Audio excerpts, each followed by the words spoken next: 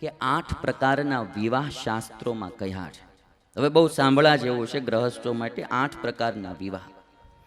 અને એમાંનો પહેલો વિવાહ છે જેને બ્રાહ્મ વિવાહ કહેવાય. પહેલા વિવાહની પદ્ધતિ હતી બ્રાહ્મ વિવાહ. એ સંસ્કાર છે. જરૂર તમે મોજ મજાથી વિવાહ કરો પણ સંસ્કૃતિમય વેદોક્ત મંત્રોથી વિધિ થવો જોઈએ. પવિત્ર બ્રાહ્મણો દ્વારા લગ્ન વિધિ થવો જોઈએ. અને સુંદર મજાના કીર્તન ભક્તિ રાધા કૃષ્ણ કે રૂકમિણી કૃષ્ણના ગીતો વગાડી ગાય અને વિવાહ વિધિ થવા જોઈએ. અને આ તો હવે તમારે જાગૃતિ લાવી, મેં તો કીધું ખાલી ભાઈ. આ જાગૃતિ તો તમારી સંસારીઓને લાવવાની છે. બીજો વિવાહ પ્રાજાપત્ય વિવાહ. પતિ પત્ની સાથે રહી ધર્માચરણ કરવા માટે જે કન્યાદાન દેવામાં આવે એને પ્રાજાપત્ય વિવાહ કહેવાય. અને આપણા શાસ્ત્રો કહીને ગયા છે કે ધર્મનું પાલન કરવા માટે ગ્રહસ્થાશ્રમ છે, નહીં કે કેવલ મોજ મજાને ભોગ ભોગવવા. ઘણા ગ્રહસ્થો એવું સમજી બેઠા અમે તો ગ્રહસ્થ, એટલે ગ્રહસ્થ હોય એટલે કઈ હાવ છૂટા પાણી નથી મૂકી દેવાના, જરાક પાળા બાંધો. હાવ છૂટું પાણી નહીં આપવાનું. મુક્તિ માટેની વ્યવસ્થા છે ગ્રહસ્થાશ્રમ. ઇઝીલી તમે મોક્ષમાં માર્ગે ચાલી શકો ને સંસારમાં તરી શકો એટલા માટે આ વ્યવસ્થા છે.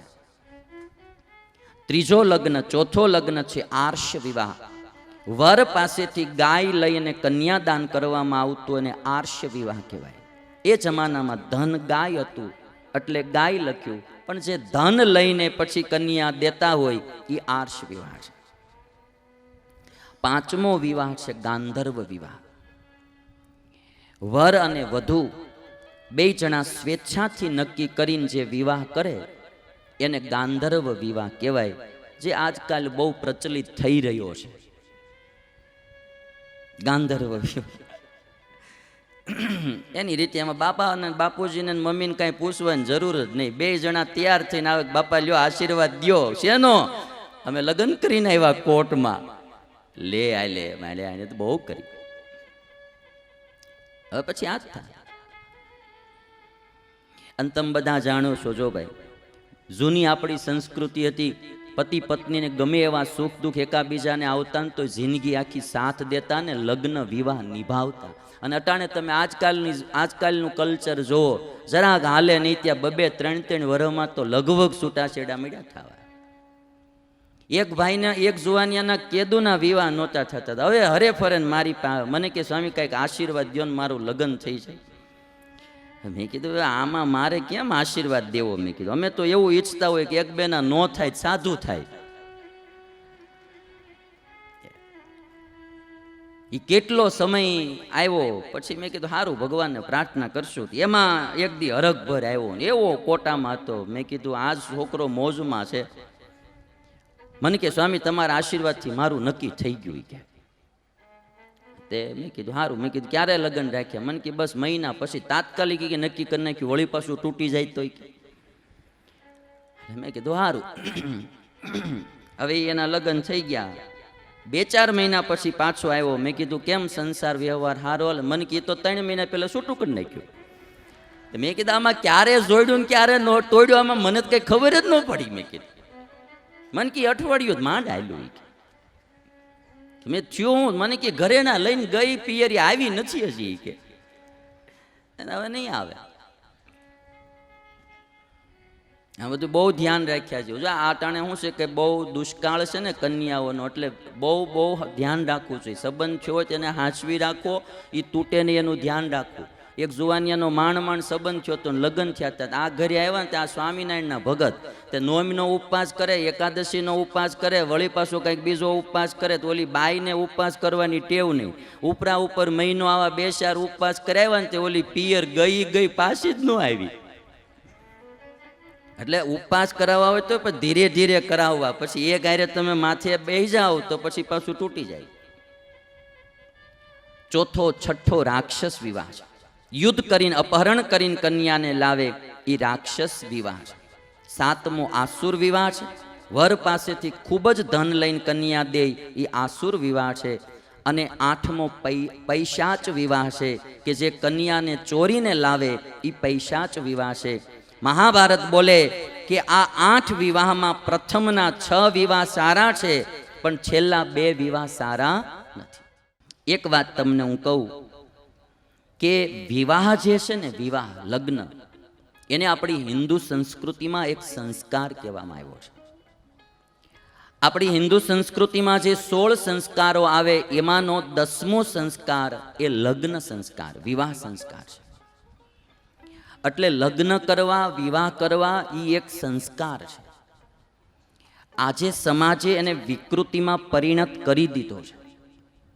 ગ્રહસ્થાશ્રમમાં પ્રવેશ કરવો એ વેદોક્ત મંત્રોથી, વેદના મંત્રો સાથે એ લગ્ન વિધિ થાતી અગ્નિની સાક્ષીએ જે કાંઈ લગ્નની વિધિ છે એ આપણી વેદોક્ત વિધિ હતી અને એક સંસ્કાર હતો. પણ ધીરે ધીરે લોકોએ એને સંસ્કાર ન રહેવા દીધો, એક આખું મોજ મજાનું ભોગનું સાધન બનાવી દીધું. બ્રાહ્મણો, પવિત્ર બ્રાહ્મણો દ્વારા આ લગ્ન વિધિ કરાવવામાં આવતી અગ્નિની સાક્ષીએ. અને બ્રાહ્મ વિવાહના વાત એવી છે કે અલંકૃત કન્યાને પિતા સજાતીય કોઈ વરને પસંદ કરી અને એના હાથમાં સુપ્રત કરે, એ બ્રાહ્મ વિવાહ છે, જેને કન્યાદાન દીધું કહેવાય. જે આપણે આજે બી પદ્ધતિ છે કન્યાદાન આપે. પણ ધીરે ધીરે લોકોએ હવે આમાં થોડી વિકૃતિ લાવી દીધી. આજે આપણે આ સમાજની અમુક તમે વસ્તુઓ જો ને તો આખી બદલવા માંડી. તમે જો પેલાના જમાનામાં છે ને, લોકો ઘરના દરવાજા આગળ માણા ઊભો રાખતા કે કોઈ કૂતરો ઘરમાં ન આવી જાય. બરાબર? પેલા લોકો આવું રાખે, માણા દરવાજે ઊભો રાખે, કોઈ કૂતરું અંદર ન આવી જાય. અને હવે છે તો દરવાજે કૂતરું ઊભું રાખે, કોઈ માણા અંદર ન આવી જાય. બદલી ગયું કે ન બદલી? હવે માણા એટલું. પેલાના જમાનામાં લોકો ખાતા ઘરે ને જાતા બહાર. ખાતા ઘરે જાતા બહાર. હવે લોકો છે તો ખાય બહાર અને જાય ઘરે. આટલું પરિવર્તન થઈ ગયું આખું. અને એક વસ્તુ જો કે પેલા લોકો ગાયો પાળતા અને કૂતરાને હડકારતા, અને હવે છે તો કૂતરાને પાળે છે ને ગાયોને કાઢે છે. આખું પરિવર્તન મળ્યું આવું. અને આ કોકે લખ્યું તો વોટ્સઅપમાં મેં વાંચ્યું તો, એ કહું છું આમાં મારું કાંઈ નહીં, જેણે લખ્યું એની ઉપર જવા દેજો, કોઈ ન ગમે તો. પણ એને એમાં એવું લખ્યું હતું કે પેલાના જમાનામાં લગ્ન સમયે ઘરના બહેનો રાંધતા અને બહારના લોકોને નાચવા માટે લાવતા, અને હવે લોકો છે તો રાંધનારા બહારના લાવે છે. આવું આવું લખ્યું તો, એટલે એટલા બહુ આઘું નહીં કેવું. લગ્ન છે એ સંસ્કાર છે, એને સંસ્કાર રહેવા દે. આપણે એટલા બધા આમ ઓલા થતા જઈએ છીએ ને કે ઘડીક ઘડીકમાં આપણે બધાને વિકૃતિઓ બહુ આવતી જાય છે. જે આપણી મૂળ સંસ્કૃતિઓ છે એ સંસ્કૃતિને આપણે સંસ્કૃતિ રહેવા નથી દેતા. મેં ઘણીવાર આ વાત કીધી છે કે આપણી નવરાત્રિ જે હતી માતાજીની ભક્તિ માટેની, એમાં વિકૃતિ લાવી દીધી. પછી જે આપણો ગણપતિનો ઉત્સવ, ગણેશ ઉત્સવ, એમાં વિકૃતિ લાવી દીધી. હિન્દુઓએ થોડીક જાગૃતિ લાવવાની જરૂર છે. તમે જોશો બીજા કોઈ ધર્મોમાં કે આવી વિકૃતિઓ નથી. આપણે આપણી જે સંસ્કૃતિમય ઉત્સવો હતા એ સંસ્કૃતિમય ઉત્સવોને વિકૃતિમય કરી દીધા. નવરાત્રિ આવે એટલે નકરા દાંડિયા રાસ ને પિક્ચરના ગાણા વગાડવા, નાચવું કૂદવું, માતાજીનું નામ નિશાન ન રહેવા દીધું. ગણપતિ ઉત્સવ આવે તોય તે બધું તમારે નકરા, તમે આમ જોવો તો પિક્ચરના ગાણા વગાડવા, નાચવું કૂદવું, કોઈ ગણપતિની પૂજા નહીં, કાંઈ લેવા નહીં, કાંઈ દેવા નહીં, આવું કરી નાખ્યું. તમે બધા એક કલ્પના કરો કે ગણપતિ દાદાની આગળ તમે આવા ગાણા વગાડતા હોય, દાદાને ગમતું હોય? જેની આગળ વેદ મંત્રના ઉદ્ઘોષ થવા જોઈએ, એની સવાર સાંજ પૂજા થવી જોઈએ. વડીલોએ કોઈ પણ સોસાયટીમાં છોકરાઓ ગણપતિ પધરાવતા હોય તો એને સલાહ સૂચન દેવું જોઈએ, બેટા ગણપતિની પૂજા કરવી, એની આરતી ઉતારવી, અને ત્યાં ધાર્મિક કીર્તનો વાગવા જોઈએ, પિક્ચરના ગાણા નહીં. અને આ જાગૃતિનું કામ અમે તો કેટલું કરીએ, તમારો બી પાઠ છે, તમારે બી આમાં જાગૃતિ લાવવી જોઈએ. વડીલોએ, સોસાયટીના આગેવાનોએ કે ગણપતિ ઉત્સવ એ ભક્તિમય હોવો જોઈએ, વિકૃતિમય નહીં. નવરાત્રીનો ઉત્સવ ઉજવાય તો એ ભક્તિમય હોવો જોઈએ. ખોડિયાર માં હોય, અંબાજી માં હોય કે પાર્વતી માં હોય, એને પધરાવી એની ફરતા રાસ લેવા અને પછી માતાજીની આરતી ઉતારવી અને પ્રસાદ ધરાવો, ભક્તિમય વાતાવરણ હોવું જોઈએ. ઋષિઓએ જે સંસ્કૃતિ ભક્તિ માટે પ્રવર્તાવી એમાં આપણે વિકૃતિ લાવીએ એ સારું નથી. ભારતના એક એક નાગરિકની ફરજ છે કે આપણી ભારતની આન શાન ને બાનને જાળવી રાખવી એ આપણા બધાની ફરજ છે. મારે બધા વડીલો, બહેનો, ભાઈઓને વિનંતી કેવી છે કે આપણા ઉત્સવોમાં સંસ્કૃતિનું દર્શન થાય એવું પ્રવર્તન કરાવો. એ ગણપતિ ઉત્સવ હોય, નવરાત્રિ હોય, પેલા હોળીનો ઉત્સવ ઉજવાતો ને એ સમય આજથી 200 વર્ષ પહેલા એમાં ફટાણા બોલવામાં આવતા, એકાબીજાની મશ્કરીઓ કરવામાં આવતી.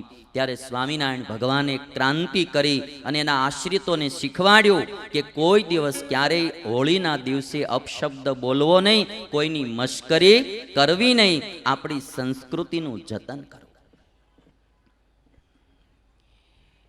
આજે લોકો ધીરે ધીરે આ બધા ઉત્સવોને વિકૃત કરવા લાગ્યા. વિવાહ એ પણ એક સંસ્કાર છે. સ્વામિનારાયણ ભગવાને વિવાહમાં ભાઈ ફટાણા બોલવામાં આવતું અને એકાબીજા પક્ષવાળા એકાબીજાની બહુ ઉડાડતા, એમાંથી બાંધવાનું થઈ જતું. હવે તો સારું થઈ ગયું, ધીરે ધીરે બંધ થઈ ગયું ને પેલા ફટાણા બહુ બોલાતા. એટલે સ્વામિનારાયણ ભગવાને નંદ સંતોને આજ્ઞા કરી કે તમે કૃષ્ણ અને રૂક્ષ્મિણીના વિવાહના કીર્તન બનાવો. કૃષ્ણ અને રૂક્ષ્મિણીના વિવાહના કીર્તન બનાવો. અને અમારા આશ્રિતોને આજ્ઞા કરી મહારાજે, સ્વામિનારાયણ ભગવાને, કે લગ્ન પ્રસંગે કૃષ્ણ અને રૂક્મિણીના વિવાહના પ્રસંગના કીર્તનો ગાવા, પણ બીજું ત્રીજું ગાવું. આ સંસ્કૃતિનું જતન કરનારા સ્વામિનારાયણ ભગવાન હતા. માધવપુરનો માંડવો, આ બધા કીર્તનો અમારા સંતોએ બનાવ્યા. બધાને તો હું ન કહી શકું, પણ જે સ્વામિનારાયણના આશ્રિતો છે એને લગ્ન પ્રસંગ, તમારા દીકરાના લગ્ન હોય કે દીકરીના લગ્ન, ધૂમધામથી ઉજવો એની હું ના નહીં કહેતો. સારા કપડાં પહેરો, સારા ઘરેણાં પહેરો, સારા ભોજન કરો, બનાવો, જમાડો, પણ સંસ્કારમય વિધિ છે એ સંસ્કારમય રહેવો જોઈએ. હા, ત્યારે આવા સરસ મજાના કૃષ્ણ રૂક્મિણીના વિવાહના કીર્તનો ગાવા. એક એક પ્રસંગના નંદ સંતોએ કીર્તન બનાવ્યા છે. પોખવા, મને તો વિધિની ખબર નહીં જાજી, પણ માંડવો નાખો કે પોખવાનું હોય, જે કાંઈ પીઠી ચોળ, બધા જ કીર્તનો બનાવ્યા છે. અને જો સમાજ સંસ્કૃતિનું જતન નહીં કરે તો એક દિવસ ઉત્પન્ન કરેલી વિકૃતિઓ સમાજને નડવાની, સમાજને નડવાની છે. અમારે અહીંયા સાધુઓ છે, મારી ભેગા 10 વર્ષ થયા, જે કંઈ નાની ઉંમરના છે, પણ એનું જીવન હું જોઉં, નાનપણથી જે ઘડતર કરવામાં આવે ને ભાઈ, કોઈ પ્રકારની એના જીવનમાં ફરિયાદ ન આવે.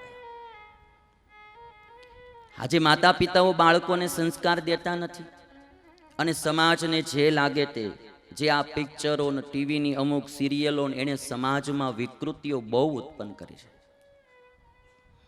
તમને કંઈ અરડ્યાટી થતી હોય કે ન થતી હોય, પણ મને તો ઘણીવાર એમ થાય કે આવું આપણું ભારત થતું જાય છે. આજે રોજના આ ભારત દેશમાં કેટલા રેપના કેસ વધતા જાય છે. એક ક્ષણિક સુખ માટે માણસો એને રેપ કરીને મારી નાખી દે છે. 3 વર્ષની બાળકીઓને છોડવામાં આવતી નથી. આજે તે દિવસે એક રાવણ હતો, આજ આ ભારતમાં કેટલા રાવણો ઉત્પન્ન થવા માંડ્યા, વિચાર કરો. કેટલા રાવણો, કેટલા અત્યાચારો વધી ગયા. આ વિકૃતિનું કારણ એ આજે આ બધું છે ને, ટીવીઓ, અમુક પિક્ચરો, અમુક આ બધા નાટકો, એનું કારણ છે. બહુ માણસ ખરાબ દ્રશ્યો જોયા કરે એટલે એનામાં વિકૃતિ ઉત્પન્ન થાય ને. અમારા સ્વામિનારાયણ ભગવાને 18ના વચનામૃતમાં વર્ષો પહેલા કીધું કે જ્યાં પાતરીઓ નાચગાન કરતી હોય, દારૂના શીશા ભરાઈને પડ્યા હોય, બધાય દારૂનું પાન કરતા હોય, પાતરીઓ નાચગાન કરતી હોય, ને એ મહેફિલમાં જઈને કોઈ બેસે એટલે એનું અંતઃકરણ ભ્રષ્ટ થાય ને. અને એનો એ વ્યક્તિ જ્યારે કોઈ જંગલમાં સાધુ ઝૂંપડી બાંધીને બેઠા હોય, ફાટેલ ગોદડી ઉપર બેઠા બેઠા માળા કરતા હોય, ભજન કરતા હોય, અને સાધુની ઝૂંપડીમાં જઈને બેસે એટલે એનું અંતઃકરણ બદલે ને. આ દ્રશ્ય જોવા ઉપર આટલો ફેર પડે છે ભાઈ. તમે આટલા બધા લોકો બેઠા છો, સભા મંડપમાં જેટલા બેઠા છો ને એથી જાજા બારા બેઠા છો, તમે બધાય તમારા દિલમાં એક વાત પાકી કરી શકો કે અત્યારે તમે બેઠા હશો ને, તમારામાં કોઈને પણ મોળો વિચાર નહીં આવે 3 કલાક. એના તમે ટોકીઝમાં બેઠા હો એટલે હું વિચાર આવતા હોય તમારે જોઈ લેવું જોઈએ. આજે છોકરાઓ નાનપણથી ફાઇટિંગ કરતા થઈ ગયા, માતા પિતાનું અપમાન કરતા થઈ ગયા, હુંકારે તુકારે બોલાવતા થઈ ગયા. આ બધું પરિણામ આ વિકૃતિઓનું છે. એટલે સંસ્કૃતિનું જતન કરવું. મને એવો નેતા ગમે કે જેને હિન્દુ સંસ્કૃતિનું રગ રગમાં નૂર ભર્યું હોય. દેશ વિદેશમાં જાય ને તો ભારત દેશનું નામ રોશન કરે એવા નેતાઓ ગમે. બિન સાંપ્રદાયિકતાનો મતલબ શું ભારત દેશનો? કે જેને જે સંપ્રદાયનું અનુસરણ કરવું હોય તે કરે. કોઈ દેશનો એક સંપ્રદાય નથી. આ કોઈ હિન્દુ હોય, કોઈ ઇસ્લામ હોય, કોઈ ક્રિશ્ચન હોય, કોઈ શીખ હોય, જેને જે ધર્મ ગમે તે પાળે એનું નામ બિન સાંપ્રદાયિકતા. બિન સાંપ્રદાયિકતાનો મતલબ એવો નહીં કોઈ સંપ્રદાય પાળવો જ નહીં, કોઈ ધર્મ પાળવો જ નહીં. આપણે આપણા વડાપ્રધાન મનમોહનસિંહજી ભાઈ રહેલા છે ને, 10 વર્ષ વડાપ્રધાન રહ્યા, પણ એને એની પાઘડી છોડી નથી. શીખ ધર્મનો એ જે નિયમ, એને એની પાઘડી છોડી નથી. અને આપણે તો ઘડીક ઘડીકમાં આપણા ધર્મોને છોડવા માંડીએ, આપણી સંસ્કૃતિને છોડવા માંડીએ. મને ગમે રાજસ્થાની લોકો, રાજસ્થાની ગમે ત્યાં જાય પણ એની સંસ્કૃતિનું જતન કરે છે, એની પરંપરાનું જતન કરે.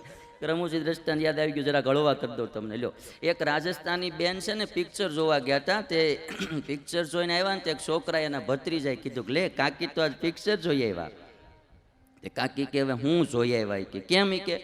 કે જ્યાં કે પિક્ચર શરૂ થયું ને ત્યાં કે મારા સસરા જેવું કોક મને પડદા ઉપર દેખાણું, મેં લાજ કાઢ લીધી. કે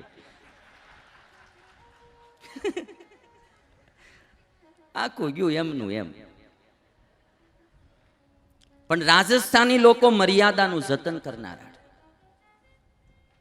આપણે બધા ધીરે ધીરે આ સંસ્કૃતિને છોડવા લાગ્યા.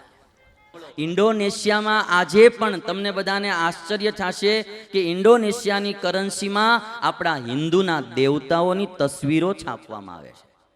ઇન્ડોનેશિયા આખો મુસ્લિમ દેશ છે, પણ એની કરન્સી ઉપર, એની નોટો ઉપર ગણપતિ અને વિષ્ણુની પ્રતિમાઓ છાપવામાં આવે છે. અમેરિકા એટલો બધો આગળ પડતો દેશ ગણાય, એટલો બધો ભૌતિકવાદી ગણાય, તો એના ડોલરમાં એમ લખે કે વી ટ્રસ્ટ ઇન ગોડ, અમને ભગવાનમાં વિશ્વાસ છે. એના એક ડોલરમાં લખે. અને ઇન્ડોનેશિયાના રાજાઓને, એના શાસનોને, કોઈક શાસકોને કોઈ કહેલું કે તમે મુસ્લિમ થઈને હિન્દુના દેવતાઓને કેમ નોટોમાં છાપો છો? અને ત્યારે એણે એટલું કીધું હતું કે અમે ધર્મ બદલ્યો છે, અમારો બાપ નથી બદલ્યો. આ મહાભારતની કથા મેં એમ નહીં લીધી. આ ભરત રાજા જે છે ને, જે હમણાં દુષ્યંતના દીકરા ભરત થાય, એ ભરતે આ હિન્દુસ્તાનની સીમાઓ દૂર દૂર સુધી ફેલાવેલી. આ ધૃતરાષ્ટ્રની પત્ની ગાંધારી એ ગંધાર દેશની હતી, જે આજે અફઘાનિસ્તાન કહેવાય. હિન્દુસ્તાનની સીમાઓ બહુ દૂર દૂર સુધી હતી. જ્યારે હિન્દુસ્તાનના રાજાઓ એની સંસ્કૃતિનું જતન ન કરી શક્યા, હિન્દુસ્તાનના લોકો જ્યારે એની સંસ્કૃતિનું જતન ન કરી શક્યા, ત્યારે ધીરે ધીરે હિન્દુસ્તાનની સીમાઓ હાંકડી થવા લાગી. મારે આ થોડું દેશભક્તિનું બી વાત કેવી છે. અને આનું કર્તવ્ય આપણે એમ થાય આપણે શું એમ નહીં, એક નાગરિકની ફરજ છે. સારો દેશ બનાવવો હોય તો આપણા મૂળ સંસ્કૃતિને વળગી રહેવું. દુબઈ ગયેલો તો એક આપણા ગુજરાતી ભાઈ મને કે આજે શું ઇન્ડિયામાં છે, ઇન્ડિયામાં આમ છે ને, ઇન્ડિયામાં તેમ છે ને, ગંદકી છે ને, ટ્રાફિક બહુ છે ને, આમ છે ને, તમે આ જુઓ દુબઈ. કે એમ મેં તો સાંભળી લીધું ભાઈ, આપણે એની ઘરે બેઠા હતા એટલે બીજું શું બોલવું. ત્યાંથી કાઢી મૂક્યા, જાવું ક્યાં રણમાં. પણ પાછો હું સેકન્ડ કે થર્ડ ટાઈમ ગયો ત્યારે એના ભાઈ મને પૂછતા હતા, મને કે સ્વામી આપણે ગુજરાતમાં ગુરુકુલ કયું સારું? મેં કીધું કાં? મને કે મારા છોકરાને ગુરુકુલમાં ભણવા મૂકવો. અરે મેં કીધું એ ગંદકીવાળા દેશમાં શું મૂકાય, એ તો કેટલી ચોખાઈ. મને કે આ 3 ચોપડી ભણ્યો ને અહીંયા ત્યાં, એ કે અટાણે અમારી હામ હોય કે આમ પિસ્તોલ રાખે શૂટ કરી દઉં.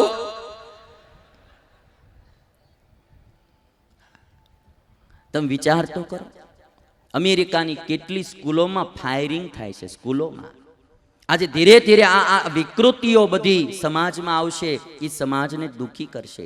અને એટલા માટે જે કોઈ સંસ્કૃતિના પોષક નેતાઓ હોય એને પણ આદર દેવો, કોઈ સંસ્કૃતિના પોષક ધર્મગુરુ હોય તો એને પણ આદર દેવો, અને કોઈ એવા ટ્રસ્ટ કે સંસ્થાઓ સારા કામ કરતા હોય તો એનું પણ સન્માન કરવું. આપણા પહેલા વિવાહની પદ્ધતિ હતી બ્રાહ્મ વિવાહ. એ સંસ્કાર છે.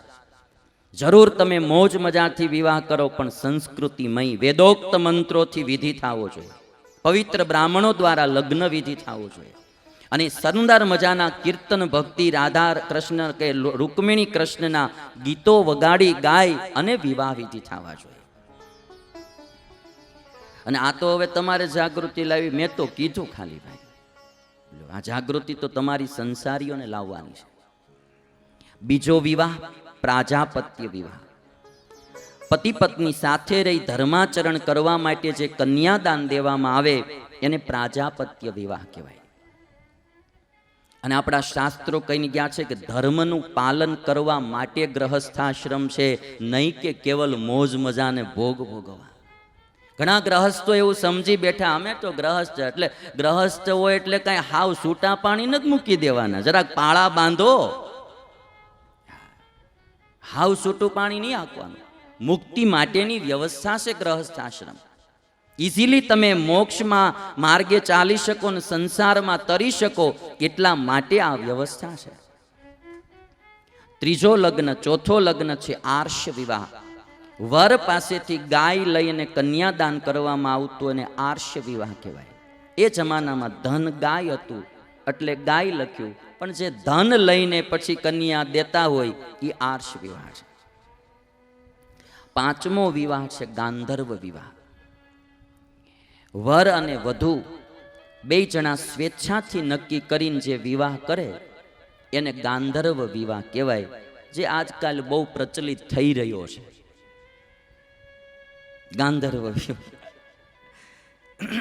એની રીતે એમાં બાપા અને બાપુજીને મમ્મીને કાંઈ પૂછવાની જરૂર જ નહીં. બે જણા તૈયાર થઈને આવે, બાપા લ્યો આશીર્વાદ દ્યો. શેનો? અમે લગ્ન કરીને આવ્યા કોર્ટમાં. લે આલે તો બહુ કરી.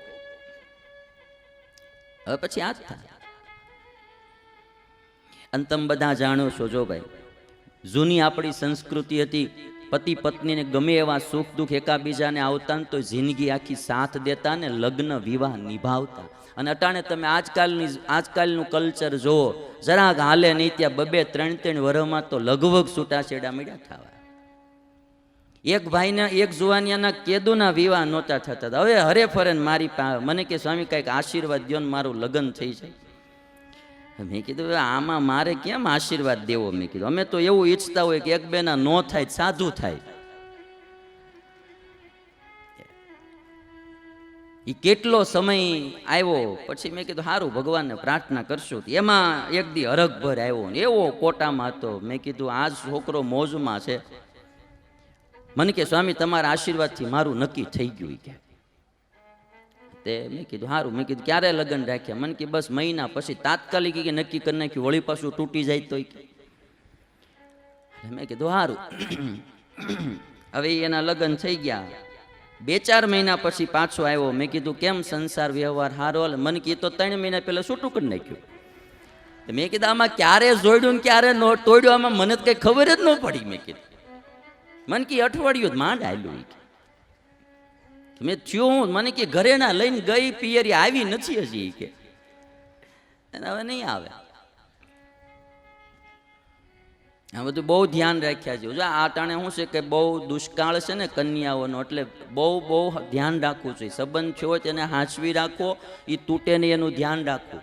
એક જુવાનિયાનો માંડ સંબંધ થયો તો લગ્ન થયા હતા. આ ઘરે આવ્યા ને ત્યાં સ્વામિનારાયણના ભગત તે નોમનો ઉપવાસ કરે, એકાદશીનો ઉપવાસ કરે, વળી પાછો કંઈક બીજો ઉપવાસ કરે. તો ઓલી બાઈને ઉપવાસ કરવાની ટેવ નહીં. ઉપરા ઉપર મહિનો આવા 2-4 ઉપવાસ કરાવ્યા ને તે ઓલી પિયર ગઈ પાછી જ ન આવી. એટલે ઉપવાસ કરાવવા હોય તો પણ ધીરે ધીરે કરાવવા. પછી એ ગાયરે તમે માથે બેસી જાઓ તો પછી પાછું તૂટી જાય. ચોથો છઠ્ઠો રાક્ષસ વિવાહ છે. યુદ્ધ કરીને અપહરણ કરીને કન્યાને લાવે એ રાક્ષસ વિવાહ છે. સાતમો આસુર વિવાહ છે. વર પાસેથી ખૂબ જ ધન લઈને કન્યા દે એ આસુર વિવાહ છે. અને આઠમો પૈશાચ વિવાહ છે કે જે કન્યાને ચોરીને લાવે એ પૈશાચ વિવાહ છે. મહાભારત બોલે કે આ 8 વિવાહમાં પ્રથમના 6 વિવાહ સારા છે, પણ છેલ્લા 2 વિવાહ સારા નથી.